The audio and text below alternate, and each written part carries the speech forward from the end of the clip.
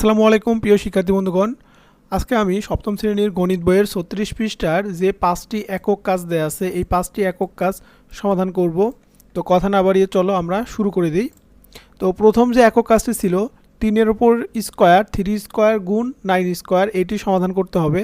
তো এটি সমাধান কিভাবে করব আমরা?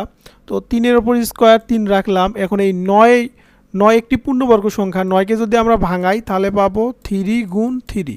তাহলে সূচকের ক্ষেত্রে ৩টা ৩ আমরা কিভাবে লিখতে পারি? যেহেতু আমাদের ভিত্তি একই রকম, তাহলে একটা ৩ নিয়ে এর সূচক বা ঘাতগুলো যোগ করে দিলে ১ যোগ ১ সমান ২। তাহলে ৯ সমান লিখতে পারি ৩-এর ওপর স্কোয়ার, আর এই স্কোয়ার ছিল, এই স্কোয়ারটা এখানে দিলাম। তাহলে এখন দেখো এই স্কোয়ার আর স্কোয়ার এখন গুণ করব, ২ আর ২ গুণ করলে হয় ৪। তাহলে এই ৩-এর উপর ২ পাওয়ার থাকলো, আর এখানে কি হইল যে ৩-এর উপর ২ আর ২ গুণ করলে ৪ পাওয়ার, তাহলে ৩-এর উপর ২ পাওয়ার আর 3-এর উপর 4 পাওয়ার। এখন আবার একই নিয়ম, যেহেতু আমাদের এখানে বেস বা ভিত্তি একই রকম বা ৩, তাহলে আমরা এখান থেকে লিখতে পারি যে ৩ পাওয়ারগুলো যোগ করব, ২ যোগ ৪। তাহলে ৩ পাওয়ার ২ যোগ ৪ করলে ৩-এর উপর ৬ পাওয়ার। এখন ৩-এর উপর ৬ পাওয়ার মানে ৩টা ৬ গুণ। দেখো এখানে আমরা ৩টা ৬ গুণ করেছি, গুণ করলে কত হয়? ৭২৯। এখন আমাদের ২ নম্বর যে অঙ্কটি ছিল যে ৫-এর ওপর ৩ পাওয়ার গুণ ২৫ মাইনাস, মানে ২৫-এর ওপর মাইনাস ২ পাওয়ার গুণ। তো এখন একটু খেয়াল করো, এখানে ৫-এর ওপর ৩ পাওয়ার লিখলাম। এখন ২৫ সমান আমরা কি জানি?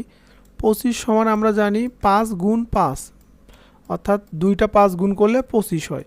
এখন যেহেতু আমাদের ভিত্তিগুলো একই রকম ৫, তাহলে আমরা একটা ৫ নিয়ে এর পাওয়ারগুলো যোগ করে দেবো। এর পাওয়ার এখানে 1, এখানে 1, তাহলে 1 যোগ 1 সমান 2। তাহলে 5-এর পাওয়ার কত? 2। দেখো 5-এর পাওয়ার 2, আর এইখানে যে পাওয়ার -2 ছিল -2 লিখলাম। এখন পাওয়ারগুলো কি হয়? গুণ হয়। তাহলে এই আর 2 গুণ করলে কত হয়? 4, আর এই মাইনাস চিহ্ন ছিল -4 হয়ে গেল, অর্থাৎ 2 গুণ -2 সমান -4। এখন -4 নিয়ে নিলাম। তাহলে এখন আমরা যেহেতু গুণের সময় আমাদের, যেহেতু মাঝখানে গুণ চিহ্ন দেওয়া আছে, গুণের সময় আমাদের ভিত্তিটা একই রকম থাকলে একটা ভিত্তি নিয়ে পাওয়ারগুলো যোগ করে দিব। অর্থাৎ আমি নিব এখানে 5, তাহলে যোগের সময় কি হবে? 3 যোগ -4, তাহলে কি হবে? 5, 3, এই যোগ আর বিয়োগ যদি গুণ করি তাহলে বিয়োগ হয়, বিয়োগ 4। তাহলে 5 বিয়োগ -1, 5-এর ওপর পাওয়ার -1, 5-এর ওপর পাওয়ার -1 মানে হচ্ছে 1/5। তাহলে আমরা এখানে কি লিখলাম? যে 1/5।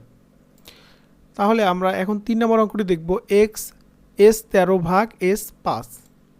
তো দেখো S13/S5, এখানে আমাদের ভাগের সময় আমাদের মাথায় রাখতে হবে, যদি আমাদের ভিত্তিগুলো একই রকম হয় তাহলে আমরা একটা ভিত্তি নিব, নিয়ে আমরা পাওয়ারগুলো বিয়োগ করে দিব। গুণের সময় যোগ করি, ভাগের সময় পাওয়ার বিয়োগ করে দিব। তাহলে 13 থেকে 5 বিয়োগ করলে কত হয়? S8। এখন 4 নম্বর অঙ্কটা খেয়াল করো, S13 into T5, S5 into T14। এখন দেখো এখানে আমাদের দুইটা চলক আছে, একটা S একটা T। তো আমরা কি করব? S এর কাজ করে নিব, পাশাপাশি টির কাজ করব। তাহলে দেখো উপরে কি আছে? S13, নিচে আছে S5। তাহলে ভাগের সময় আমাদের যদি বেসগুলা বা ভিত্তিগুলো একই রকম হয়, পাওয়ারগুলো বিয়োগ হয়। তাহলে একটা S নিয়ে 13 থেকে 5 বিয়োগ করে দিব। তারপরে গুণ অবস্থায় দেখো দুইটা টি আছে এবং ভাগ আছে, তাহলে ভাগের সময় কি করব? পাওয়ারগুলো বিয়োগ করে দিব। তাহলে T ইন্টু -4 -14, এটাও করে নিলাম।